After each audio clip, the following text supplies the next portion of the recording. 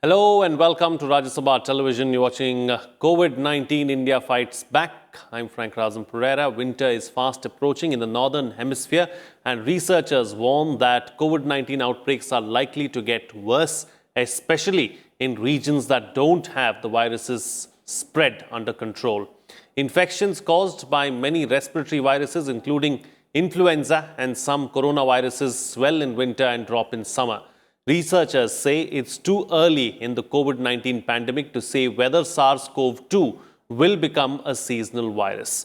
But growing evidence suggests that a small seasonal effect will probably contribute to bigger outbreaks in the winter on the basis of what is known about how the virus spreads and how people behave in cooler or rather colder months. Seasonal trends in viral infection are driven by multiple factors, including people's behavior and the properties of the virus. Some don't like hot, humid conditions. Laboratory experiments reveal that SARS-CoV-2 favors cold, dry conditions, particularly out of direct sunlight. In this edition of India Fights Back, we will analyze appropriate COVID behavior during winter and the festive season. Joining me on the program today are Dr. Santasabuj Das, Scientist F, ICMR-NICED, Kolkata. Dr. Puneet Mishra, Professor of Community Medicine, AIIMS, New Delhi, and Professor Sharman Singh, Director, AIIMS, Bhopal. Thank you to all my guests for joining me on this edition of India Fights Back. All right, Dr. Das, let me begin the program with you first. The cases in India have been on a downward trend, but the last couple of days we've seen it go up slightly, and there could be several reasons that could be attributed to it. Is winter one of them? Well, it's true that, first of all, thank you for inviting me to this program. And this is a very important discussion that is being held today. So, yes, there has been a slight upward trend of new infections over the last 2-3 days. And temperature is dipping, particularly in the northern India. So Delhi probably has recorded almost 10 degree centigrade temperature. So now whether that is related to this sudden hike in new infections, it's difficult to say, but what I would predict that, this is a festival time and several festivals happened over the last few weeks. So maybe this trend that we are watching is related to mixing of people coming together during the festival time. But certainly, as has been predicted worldwide, and we are already seeing a large number of new cases in Europe. So winter is certainly a risk for northern part of India, where it is harsh. And definitely appropriate measures have to be taken so that we can continue to maintain this trend that we have seen, successfully containing it to some extent, not letting it go out of hand as has happened in the West. Right. So certainly we have to maintain the proper behavior, and ICMR has already warned for that. That there is every possibility of a second wave during winter, so we have to be careful about it. So we have to be careful, Professor Singh. It doesn't mean that the virus is completely gone away. We don't have a treatment yet. We don't have a vaccine yet. So we have to follow the most basic aspects. In fact, wearing a mask, washing hands and face regularly, maintaining social distancing, that seems to be the best option as of now. And that's something that we have to continue to do, isn't it? Yeah, you very rightly said in your introductory remarks, and your title of today's talk is also appropriate behavior. And I would say scientifically, the winters per se, they are not, that much detrimental, but the reason being that in the winter season, particularly in countries like we are, because we are not used to winters. So the major reason of spikes and new spurts or new waves would be that most of us will not be following the appropriate behavior. That is a major problem, because we will have more crowd, more people, they will be staying in the blankets and quilts, and more crowd because of various reasons. Recently we had, because of political reasons, elections were there, then celebrations, Diwali, Durga Puja in Bengal, and this was directly correlating with all the crowds.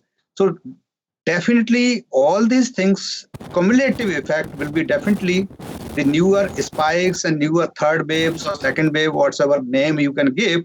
But definitely the number of cases, they are likely to increase. But most importantly, I would like to warn the common people that more than number will increase, the severity of the disease will be more. And there are many reasons for that scientifically. Number one, of course, the dose, because close proximity, not many people will be out. So if you inhale more viral particles, obviously the severity will be more. Number two, many of the patients, they might be having the co-infections, as you in your preamble introductory remark also said that various influenza and common cold, many other viruses, they will be there. So the patient, they will already be fighting. Our immunity will be tolerant, or it will be difficult to cope to our body. And that is the reason that probably it becomes very, very pertinent that we should adhere to all the good behaviors, appropriate behaviors, and that includes namaste, the sneezing or coughing etiquettes, washing hands, and all the appropriate things what are required to. Right. Okay. So, Professor Mishra, let me bring you in now. So, as far as the winter is concerned, we've had coronaviruses in the past as well. How have they behaved in the winter? Is there any clue for us to take away from that to prepare for the SARS-CoV-2? Yeah, you asked a very, very important question. And if you see, what we do in public health or epidemiology, there's one term where we do descriptive epidemiology, where we describe about the different diseases, and there are certain factors, certain determinants which we look for. And the one is very important is season. Is there any seasonal variability or other things? So what we know that most of the respiratory viruses, if you see the disease pattern, most of the respiratory viral diseases, they are more during the winter month because of various reasons. And what we feel, I mean, many scientists all over the world, they are fearing that during winters, yes, there will be more number of cases. What we are experiencing now in Europe, or if you see in USA, the cases has already started increasing. The important point is here, what I feel that in India, yes, there are chances that yes, they might increase, but if we are taking all the precautions and we are using all the appropriate behaviors, then probably we would be able to control it. So I think the fact which is known, yes, all the respiratory virus diseases, they are more during winter, but do we have a solution? I would say yes. Without vaccine, what we have is the appropriate behavior. That is the best solution we have. And if we follow all those precautions, probably we would be able to keep the things in control. Right. Okay. Taking the discussion forward now. So, Dr. Das, since we're talking about the winter, since we're talking about Northern Hemisphere, let's bring in the Southern Hemisphere as well. Of course, in the Northern Hemisphere, we've seen that countries in Europe are suffering. They're doing badly. In fact, as far as containing the virus is concerned, they've gone into lockdowns as well. The similar is the case in the US too. But let's not forget, in the Southern Hemisphere, the winter has already passed and the winter has gone by, and those countries are going into the summer months. But somehow they've been able to keep the numbers under control, especially in places like New Zealand and Australia. So is there a learning from that too for the countries who are going into winter now? Well, certainly there is an important learning from that, particularly New Zealand's experience. New Zealand has instituted lockdown very early, very strict. It was very strict too. And then it was prolonged too. So it's a quite similar to our case. They are done it, and they have certainly, there was regular message from the government, health authorities for, to maintain the protective behaviors that we have just mentioned, and the population has actually complied with that, very stringently and religiously. So, well, Indian mass, the response has not been very disappointing, I would say. Mostly we have done it, but there are, there is some fatigue also there if you keep on maintaining this protective behavior for very long time, and then you start becoming relaxed, and particularly what we have seen during the festival time. So I would say that this message should go to the masses, which has already been, so other than this, the reason that just mentioned, why there is more respiratory viral infections, including coronavirus, dry, cold weather, and all these things. Another important thing is pollution. So maybe, we have seen that very recently a paper came in from the US in Science Advances, and they have shown that, long-term exposure to ultra small particulate matters, PM less than 2.5, actually cause a very small exposure, cause a very large difference in the severity of COVID-19. Okay, so, and as we all know that during winter, the pollution starts going up already. Stubble burning in the north has become a problem. In automobiles, Delhi has seen significant increase in the pollution level. So this is one thing that people have to be careful to not to increase the pollution level. Number two, the wearing mask gives dual protection, not only from coronavirus but from general pollutants also. So they have to understand that, they have to be made convinced about that. And another thing is that another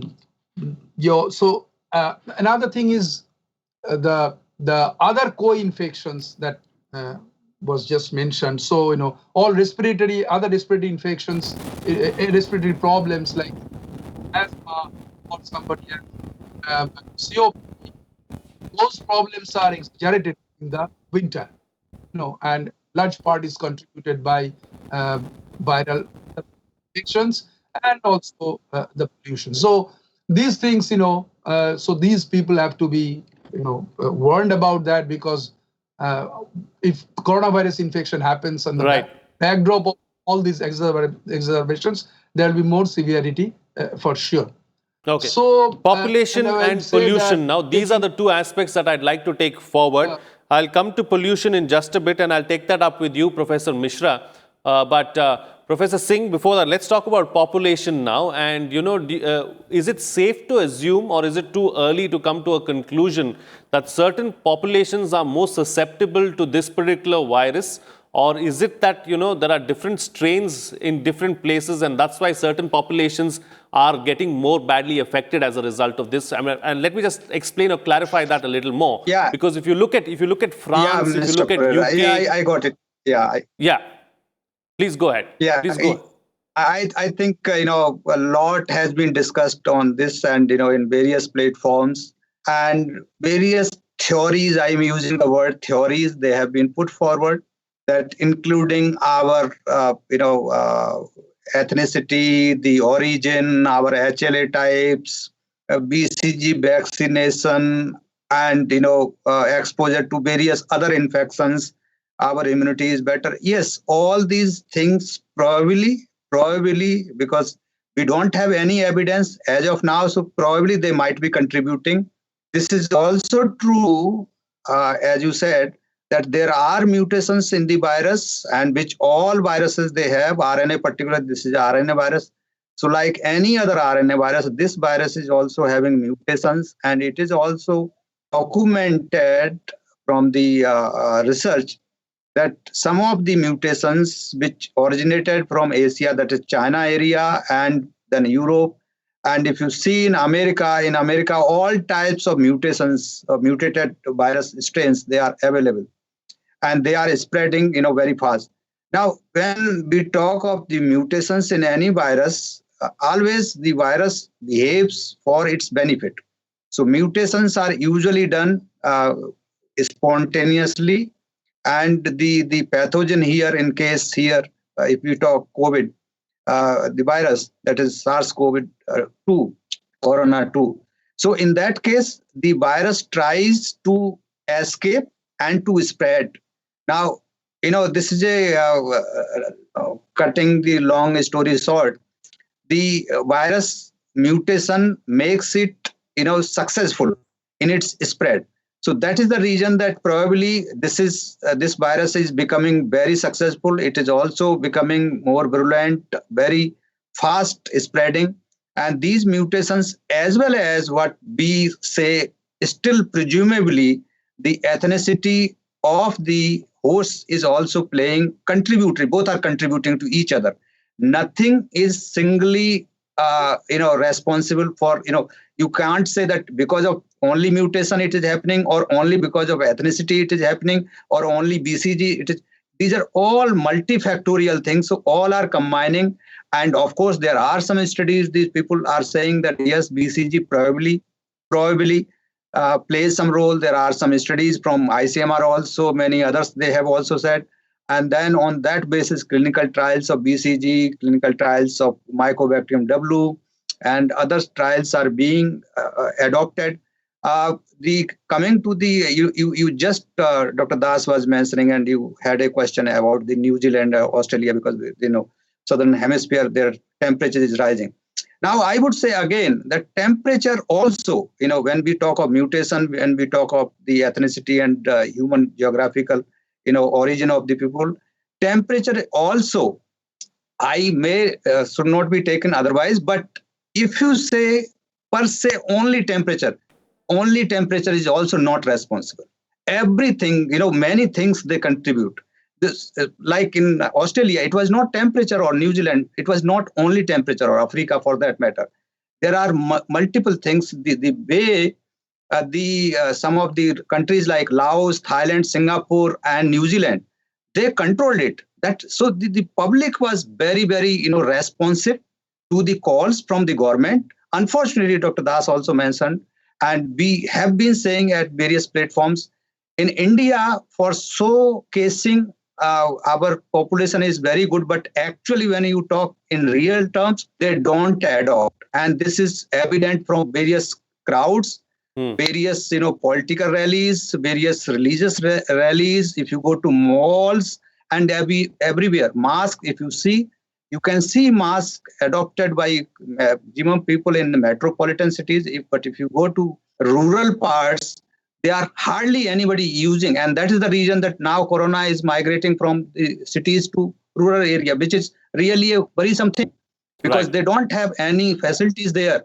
And then if really reaches to the interior, then probably the mortality will be very high. On top of that, now we have the particles, dust particles, and thanks to High Court and the Green Tribunal and Kejriwal government, and I think there should be no politics in this, and that all governments, they should ban the pataka and all these things, because these will be very toxic particles, and toxic particles, they will be having their own effect on the lungs. On top of that, if there is an infection, severity and mortality really will be really a matter of concern. Absolutely. Okay, let me take this particular aspect forward with you, Professor Mishra, about the bad air. Of course, it's not as bad as what we saw last year, but it's still in the hazardous category now, especially in the National Capital Region and in northern India. So how much of an impact is that likely to have as far as COVID-19 is concerned, and what's the best way to tackle that? Yeah, let me continue where Professor Sarman Singh has left.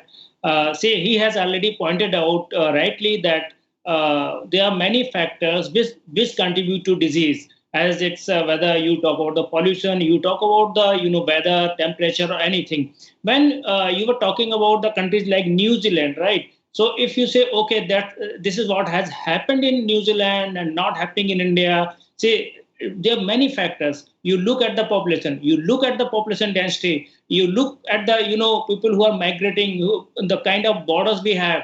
New Zealand is a country just like an island, right? So there are many factors. If you see what was happening in the Brazil during winter months, that was a different story from what was happening in New Zealand. So it's a multifactorial, as my co-panelist has already pointed out.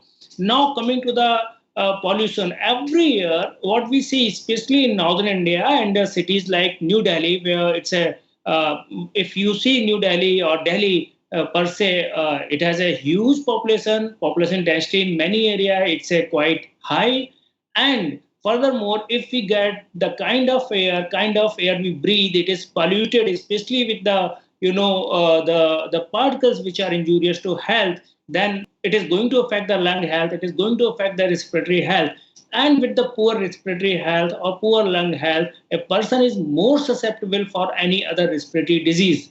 Many people who might have lower immunity because of various reasons, or having other comorbid conditions, they might be facing the dual burden because of the poor air quality, this hazardous environment which we have. Along with, if they get the the COVID infection, then probably it would be more severe. It would be more disastrous. So definitely, pollution has a very important role, and especially these particles, the particles, microparticles, which are there in the air, they are going to play important role. And as I was talking, and my co-panelist has pointed out, multifactorial. So what you are getting? You are getting winters approaching. You are getting a lot of festivals which are approaching. You are getting poor air quality, and as Professor Sarman Singh has pointed out about the fireworks, during Diwali. Every year, government, they do appeal, courts, they do appeal, but what percentage of population really listen to it? And for last 3, 4, 5 years, if you see, every year after the certain festivals, the air quality that becomes poorer and poorer. So I think this is an important factor, and we should, along with other factors, we should take care of this thing. And regarding air quality, when we talk about the Delhi, despite of the efforts by different governments, by central government, by Delhi government, for last 3, 4 years, we see this kind of air every year, and I don't know how to deal with it, especially during the COVID time. Absolutely. All right. So I think the best way to deal with COVID at this point in time, where there is no vaccine, where there is no treatment, is to ensure that we follow COVID-appropriate behavior of wearing a mask whenever we step out, and washing our hands and face as regularly as possible, and of course, maintaining physical distance. On that note, I'd like to thank all my guests for joining me on the program and putting things into perspective for us. That's it from me. But before we leave, we'd like to make an appeal to all our viewers, like we do every day. The only way to defeat coronavirus right now is to wear a mask whenever we step out, wash hands and face regularly, and ensure that you maintain physical distancing. COVID-appropriate behavior is what we need to follow from now till we can fight the pandemic completely. These are small steps, but they'll go a long way.